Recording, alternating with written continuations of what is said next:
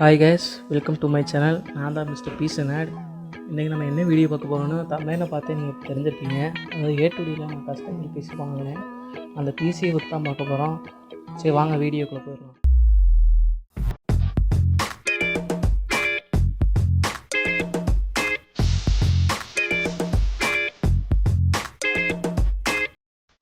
ஆக்சுவலாக நான் ஒரு engineering student, computer science engineering படிக்கிறேன்.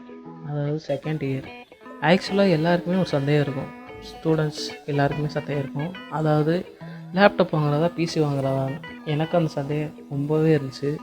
ஆக்சுவலாக நான் என்ன டொமைன் போகணுன்னு ஆசைப்பட்டேன்னா, ஒன்று ஏஐ, இன்னொன்று கேம் டெவலப்மெண்ட். இது ரெண்டுக்குமே முக்கியமான ஒன்று என்னென்னா கிராஃபிக்ஸ் கார்டு. ஜிபி இல்லைனா இது ஒன்றுமே பண்ண முடியாது. ஜிபி இருக்கிற கிராஃபிக்ஸ் கார்டு இருக்கிற லேப்டாப்ஸ் எல்லாமே மேக்ஸிமம் ஹை ப்ரைஸாக தான் இருக்கும். வேறு வழி இல்லை, அதான் வாங்கணும் அப்படின்னு பார்த்தாலுமே எனக்கு இருந்த சாய்ஸ் ஏலியன்வேரில் M16R2ன்னு ஒரு மாடல் இருக்குது. இந்த மாடல் 1,60,000 வந்துச்சு. அது வாங்கணும்னு நினச்சேன். ஆனால் அந்த சமயத்தில் நந்தா அண்ணா ஒரு வீடியோ போட்டிருந்தார். அதாவது பிசிக்கும் லேப்டாப்புக்கும் ஒரு கம்பேரிசன் வீடியோ போட்டிருந்தார். அந்த வீடியோவில் அவர் தெளிவாக சொல்லியிருப்பார், லேப்டாப்பில் அதிக இன்வெஸ்ட்மெண்ட் போடாமல் லேப்டாப்லேயே ஸ்பிட் பண்ணி பிசிக்கு அதிக இன்வெஸ்ட்மெண்ட் போட்டு லேப்டாப்புக்கு கம்மி இன்வெஸ்ட்மெண்ட் போட சொன்னார். அது போக அதில் பாஸ்வேர்ட்னு ஒரு அப்ளிகேஷனை அவர் மென்ஷன் பண்ணி சொன்னார். அந்த அப்ளிகேஷனை பர்சனலாக நான் யூஸ் பண்ணி பார்த்தேன். யூஸ் பண்ண வரைக்கும் உண்மையிலே நல்ல அப்ளிகேஷன். யாராவது ட்ரை பண்ணி பார்க்கணும்னு நினச்சிங்கன்னா ட்ரை பண்ணுங்கள். இதுக்கப்புறம் நான் பிசி வாங்கணும்னு முடிவு பண்ணிட்டேன். அதோட நான் ஆக்சுவலாக ஒரு ஓஜி சோல்ஜர் 2018 அவரை ஃபாலோ பண்ணுறேன். அதனால் சரி A2D பிசி ஃபேக்ட்ரிகிட்டேயே பிசி ஃபில் பண்ணி வாங்கிடுவோம் அப்படின்னு ஒரு முடிவு பண்ணேன். வீட்லேயுமே கேட்டதுக்கு ஒத்துக்கிட்டாங்க.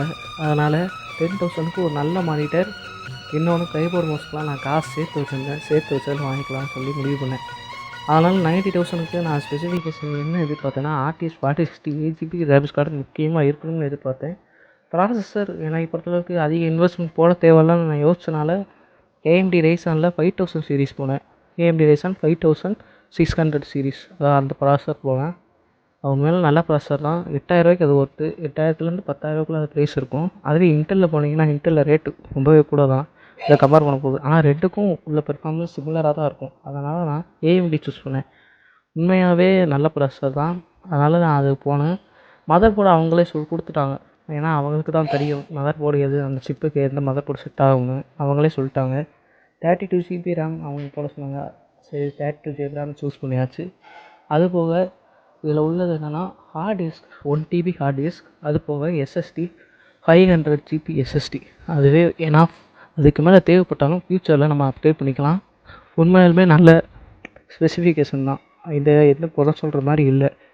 அது போக அவங்க எனக்கு அனுப்பின கேபினட்ஸ் என்னென்னா, ஒன்று ஆன்டி ஸ்போர்ட்ஸ், இன்னொன்று கொக்கோ ஸ்போர்ட்ஸில் 200mm ஒரு கேபினெட்.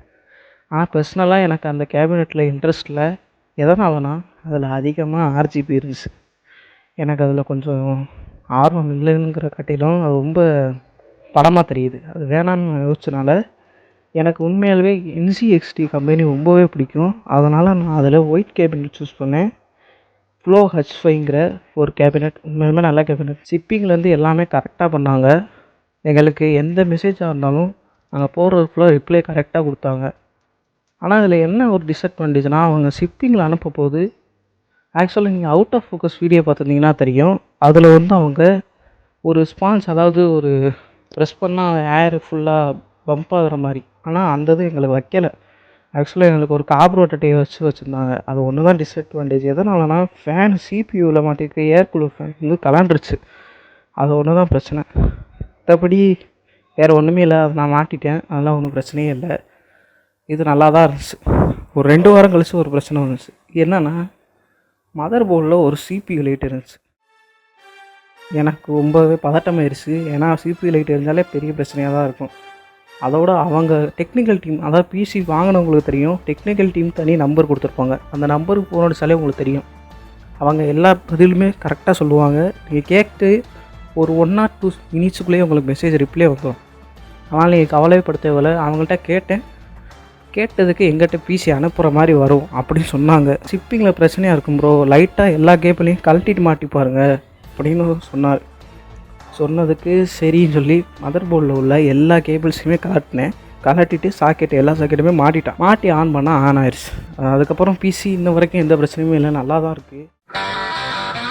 பெர்ஃபார்மன்ஸில் ப்ராடக்டிவிட்டின்னு சொல்ல முடியாது. பிளெண்டரில் எனக்கு ஆக்சுவலாக நான் ஒரு சாம்பிள் ப்ராஜெக்ட் வச்சுருந்தேன். அதாவது ஏபி அனிமேஷன்ட்டு ஒரு சாம்பிள் ப்ராஜெக்ட். அவர் உண்மையாலுமே நல்லா டியூட்டோரியல் சொல்லித்தராரு. யாராவது பிளெண்டர் கற்றுக்கணும்னு வச்சிங்கன்னா அவர் வீடியோஸ் பாருங்கள், உண்மையாலுமே நல்லாயிருக்கு. அவர் வீடியோ பாட்டு கற்றுக்கிட்டதில் நான் ஒரு 3D மாடல் பண்ணதை சாம்பிள் எடுக்க போது ஆக்சுவலாக சாம்பிள் அவர் வீடியோவில் குறைச்சிருந்தார். நான் குறைக்காமல் எனக்கு எடுத்ததில் 12 மினிட்ஸ் எடுத்துச்சு. 12 மினிட்ஸ் ஓகேவானது தான். அதுக்கப்புறம் ரியல் டைம் பெஞ்ச் மார்க் எல்லாருக்கும் தெரிஞ்சதான் கேம் GTA 5 140 FPS கிடச்சி, அதுவும் அல்ட்ரா செட்டிங்ஸில். உண்மையிலுமே நல்ல என்னடா பழைய கேம்டா அதெல்லாம் 10 வருஷம் பழைய கேம் சொன்னீங்கன்னா, இப்போ அன்ரியல் இன்ஜின் 5 வச்சு உருவாக்கின ஃபோர்ட்நைட்டை பற்றி பார்ப்போம். ஃபோர்ட்நைட்டில் ஹை செட்டிங்ஸ் ரே ட்ரேசிங் ஆஃபில் எனக்கு ஆக்சுவலாக 60 to 70 FPS கிடச்சிச்சு. அதுவே ரே ட்ரேசிங் ஆன் பண்ணால் ஹை செட்டிங்ஸில் எனக்கு 50 to 60 FPS கிடச்சிச்சு. லேப்டாப் போகிறது வேஸ்ட்டுன்னு சொல்ல மாட்டேன். உங்களுக்கு யூசேஜ் இருக்கா வாங்க, பிரச்சனையே இல்லை.